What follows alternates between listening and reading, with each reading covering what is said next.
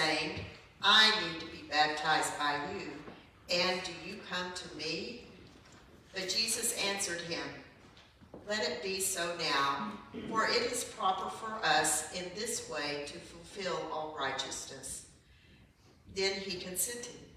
And when Jesus had been baptized, just as he came up from the water, suddenly the heavens were opened to him, and he saw the Spirit of God descending like a dove and alighting on him. And a voice from heaven said, this is my Son, the Beloved, with whom I am well pleased. The Gospel of the Lord. Praise to you, Lord Christ.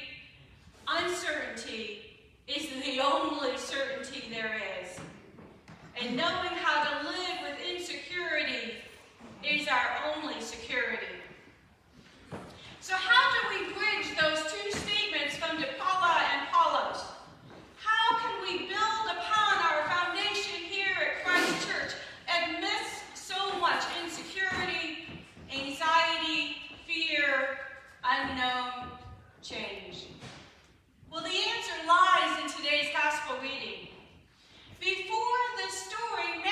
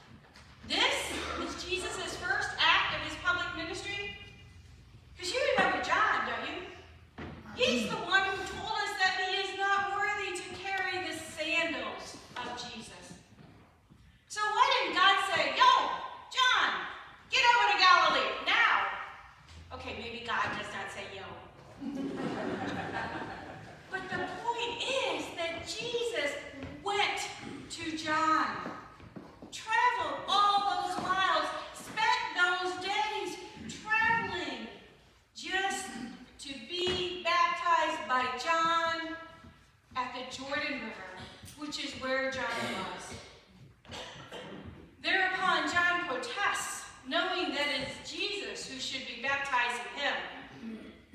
However, Jesus says that he needs to be baptized by John to fulfill all righteousness.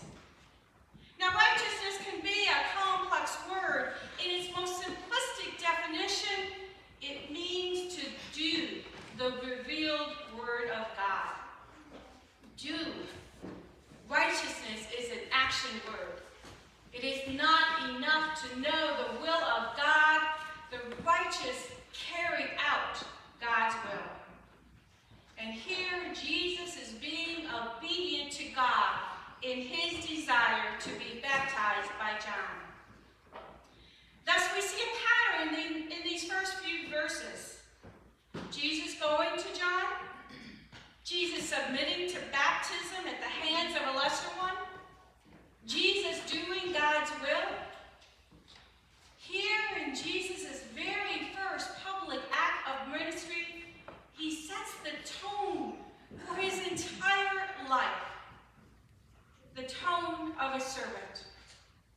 We see the servanthood at the incarnation, when the Word, who was in the beginning, came down from heaven to be born as a little child, born of a virgin, born not of royalty, but of humble beginnings.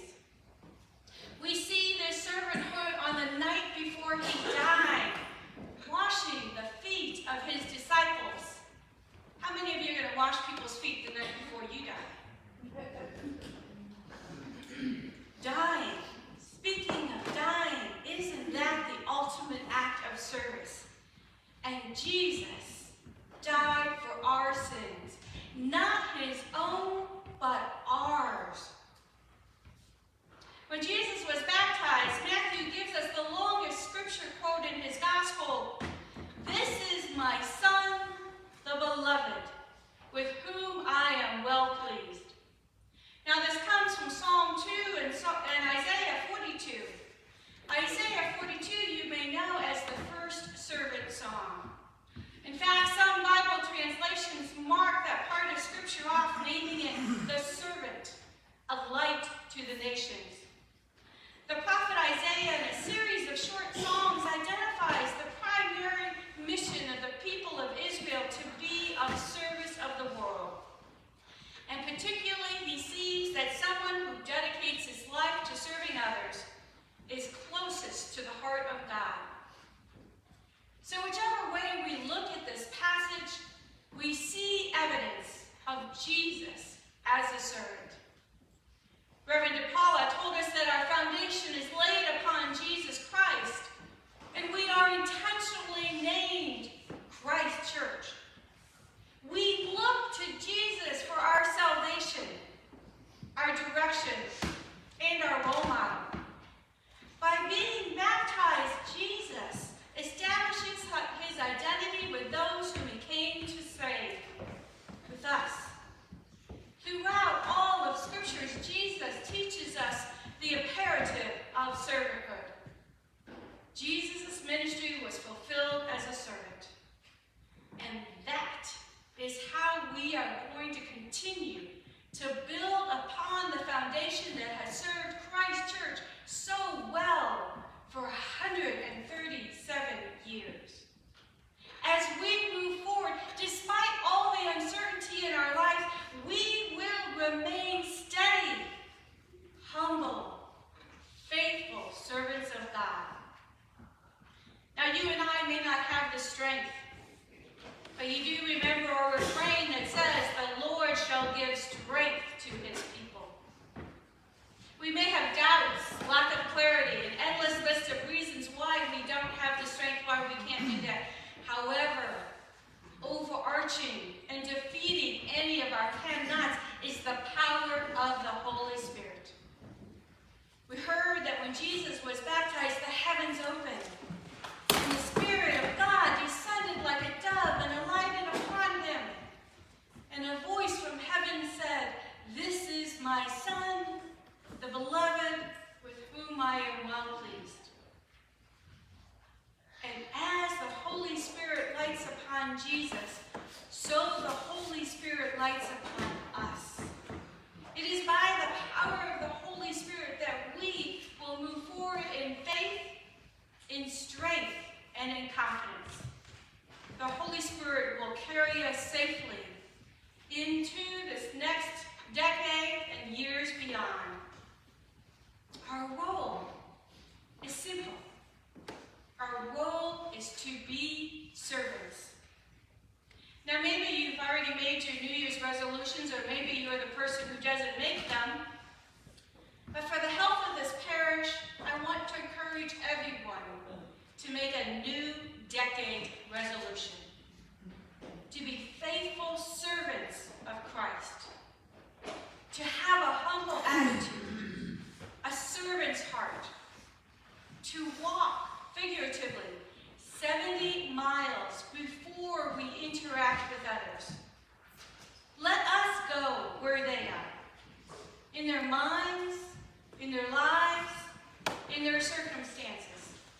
Instead of assuming that they have come to us, to our way of thinking, to our experiences, our opinions.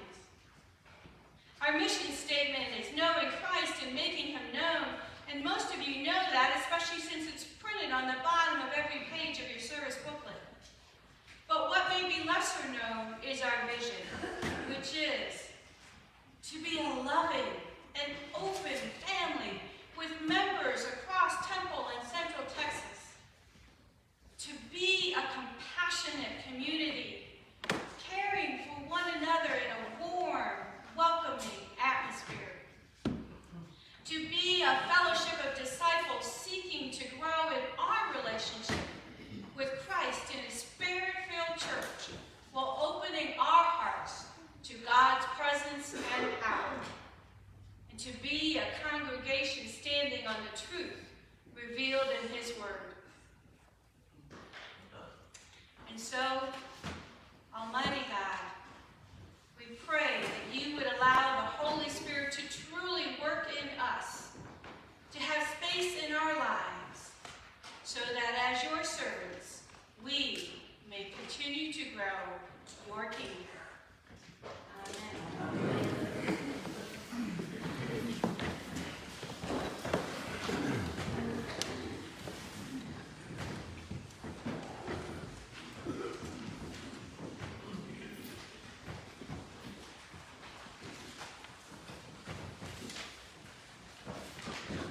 Please stand and join me in prayer.